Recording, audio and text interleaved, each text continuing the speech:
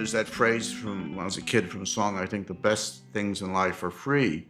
Well, that's in acting, I have found that true, and other actors have, and directors have.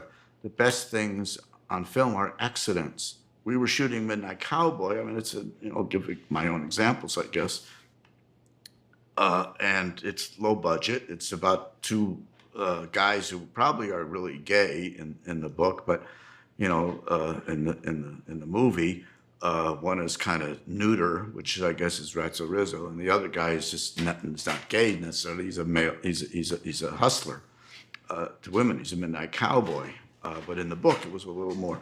And of course, Schlesinger said, "Oh God, we can't make him gay. We'll never get the money to make this movie in 1969." So we just kind of left that, within our own awareness. And so Ratso and Jon Voight, Joe Buck, is walking down the 6th Avenue, and Schlesinger says, we don't have the money to block off a street, to get extras or background people. We have to steal the shot. So there's a van. He's got a van parked, one-way mirror. He's got the camera inside the van. He's inside the van. He's got the camera trained on 6th Avenue, and he wants this 2-page scene or a page and a half that we have. He wants to be done as we're walking, and it's a stolen shot. So everyone else are regular people. And the idea is to get to the curb and be able to, he said, I don't want you guys to stop. He was getting upset after about 4 takes, because we had other stuff to shoot. He says, you keep stopping. We say, John, we got to stop. There's a red light. He says, well, can't you time it so that when you're talking, you get there just as it turns green or the green is there? I want to be able to continue across the street talking. I want this to be a moving shot. So Jon Voight and I keep backing up. It must be the 12th or 15th take, and we can feel it on whatever one it was. We're going to do it right this time because we're talking, getting to the light, and we're seeing, oh, perfect, that light is just getting ready to turn green. Just as we get to the corner, we're going to be able to keep the shot going across the street. And because it's a stolen shot, it turns green, and we keep going, and a cab almost hit us. And I do this thing of, I'm walking here. Well, there's a truth behind that. And that is, first of all, scared and angry that a cab jumped the light, but also he ruined the take, which is even bigger. And I remember, I think I had a cigarette in my mouth or whatever, and trying to be in the character.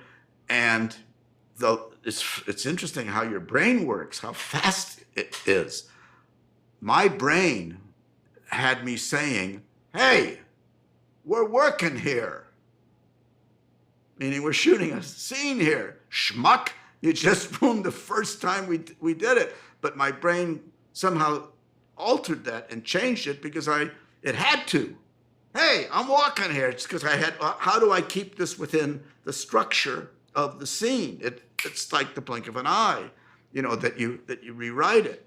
Hey, we're shooting a scene here to, hey, I'm walking here. So that was the moment. The moment was just me as an actor by the skin of my teeth staying so-called in character and pounding this guy because he almost killed us. And John Schlesinger comes running out of the van and says, what happened? And we explain it to him, and he says, oh, we've got to shoot that again. He says, just to make sure we have it. So I can't tell you, I think the original's in the movie. So it's an example of, the accident making a moment iconic.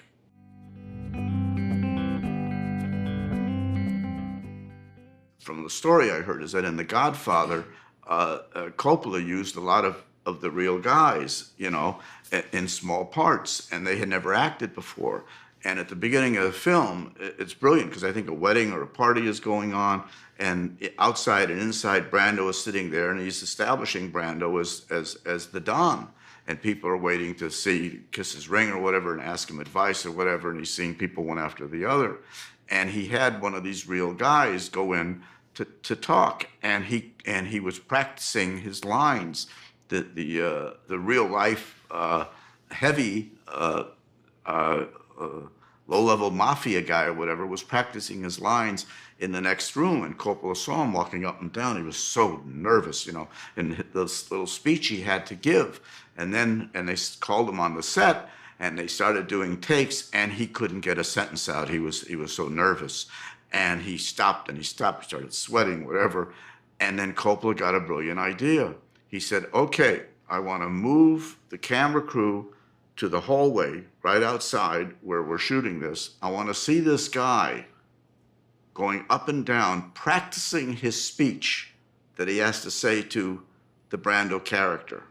And then we have him go in. So it became a part of the character. So he made that nervousness a part of having to meet the Don. So I'm making a movie in Boston, and I go to see a Hamlet production.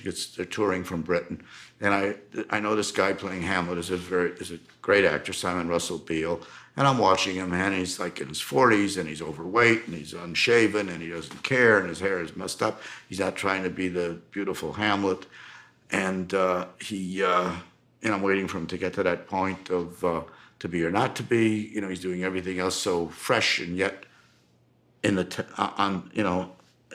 got the text right. He's got the breath control right. He's a Shakespearean actor, and yet he's passing over into almost a contemporary lifelike thing at the same time while he's on a tightrope, and he gets to the to be or not to be, and I want to get it right. And what he suddenly gets to the edge of the stage, and he just looks out. And he says, to be, and he stopped there. He didn't say to be or not to be. He said to be, and it's, for a while there we thought, Jesus, did this guy go dry? Did he go up? Has he forgotten the next line? Has he been drinking?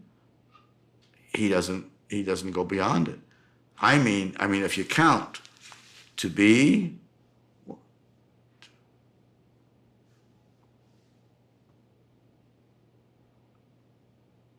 I'm telling you, he went 30 seconds, easy. Or not to be.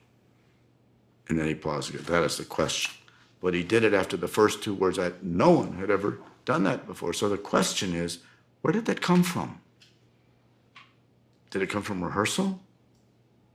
Did it come from him just thinking? Because that's what you do. You know, we're all daydreamers. And just walking around.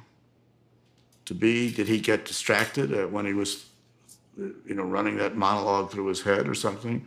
To be, and then something, you don't know. I met him afterwards and I didn't ask him. I was too embarrassed to ask him, but it's one of the magical moments in my life. One quick story, if I may, which is a great example. On The Graduate, we were shooting it on location.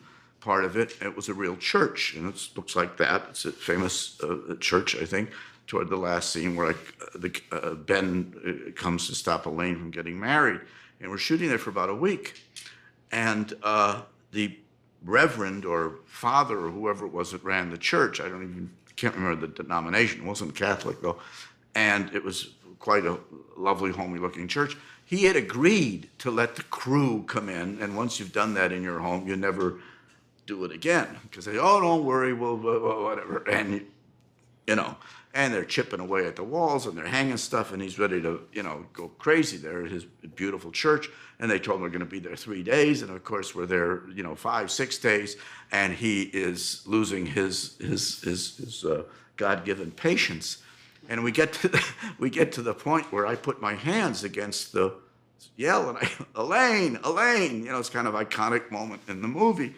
And suddenly we're doing a few takes, and we stop, and I hear all this talking. I don't know what's going on, and I can hear him yelling, "Get out!" I never heard this guy raise his voice. I said, "Everybody out, get out, out, out." No, but we're not out. And I can hear people say, "No, but he's going to break it." I can see it shaking the glass, and he's yelling down, And he says, no, we'll replace it. And he's yelling, "It doesn't matter. It doesn't have anything to do with it. That was given to us, that plate glass, from this person so-and-so who's no longer with us, who's departed. It's a sentiment. Okay, well," and so Nichols comes up to me, and Mike Nichols says, He says, is there a way you can pound on the window without it having it shake?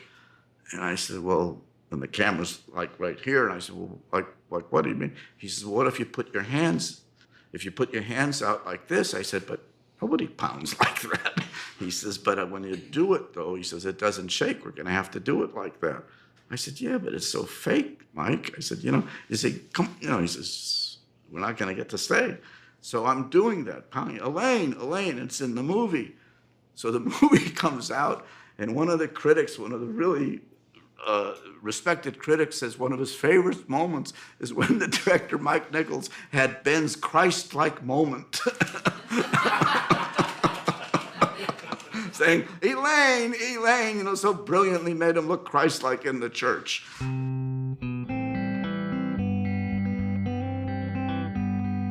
My wife was going to law school. And again, as I said, I never went to school. So we were renting a place near UCLA. When she was in school there, I would just walk around the campus. And at one point, I walk in and there's one of my heroes, Isaac Bashevis Singer, who is a Eastern European Yiddish writer who was always trying to keep that part of the shtetl alive, Eastern European Jews alive in his work. And he's this little guy, wizened, bald head, standing there. I looked around in the audience, there's a couple hundred people there, whatever, and they obviously look like they're all Jewish people, and they're all older, and they start asking him questions at the end of his speech, and I've never forgotten it. And this is over 40, probably 40 years ago, or 35 years ago. And he said, and they said to him, do you believe in God? And he says, yes, I do. And they said, and I could hear the questions coming before they came. Do you believe God is benevolent? Or he said, first I said, why do you believe in God? He says, because when I go outside at night and I look up at the sky and I see the stars, he says, and I say to myself, that's not an accident. There's an aesthetic there. And if there's an aesthetic there and it's not an accident, then something is in control of that. And I said, so if you believe in God, do you believe God is a benevolent God? He says, yes, I do. Why? How can you believe? You could hear it coming. Look at the Holocaust. How could he have allowed that? How could he have allowed all of this horrible misery to have happened on this earth if you believe not only in God, but that God is benevolent? And I swear to God, this was his answer, and I've never heard a better one. Why are we so arrogant? And I'm obviously, paraphrasing what he said. Why are we so arrogant to think that we have the only God? Maybe there's other gods and other universes. But he says on Broadway, when a play opens, it's the original company. And then if it's a hit, they have the bus and truck tour with actors who are not particularly as good as the original company. Maybe we have the bus and truck God. And other universes have the original company God. And if we have the bus and truck God, he's doing the best he can. That's as good as it's ever got.